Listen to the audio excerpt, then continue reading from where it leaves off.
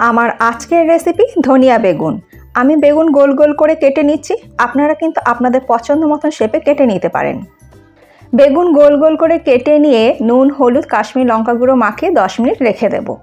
একটা মশলা করে নেব। মিক্সিং জারের মধ্যে 1 মুঠো ধনেপাতা, 4টে কাঁচা লঙ্কা আর 10 কোয়া রসুন সামান্য পরিমাণে একটু জল দিয়ে ভালো করে বেটে নেব।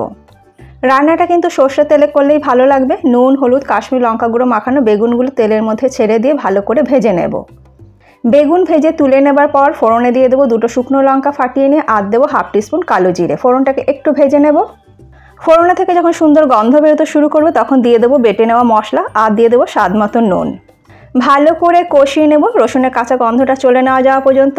মশলাটা ভালো করে কষিয়ে নেওয়ার পর দিয়ে দেবো আগে থেকে ভেজে রাখা বেগুনগুলো। মশলার সাথে বেগুনগুলো এপিট ওপিট করে দেবো আর মিক্সিং জারটা ধুয়ে সামান্য পরিমাণে একটু জলও দিয়ে দেবো। উল্টে পাল্টে যখন মশলাটা একটু মাখা মাখা হয়ে আসবে তখন একটু স্বাদটাকে ব্যালেন্স করার জন্য সামান্য একটু চিনি দিয়ে দেব।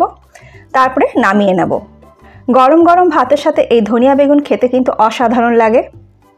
আর যারা রুটি খেতে পছন্দ করেন রুটির সঙ্গে একবার ট্রাই করে দেখতে পারেন। আশা করছি ভালোই লাগবে।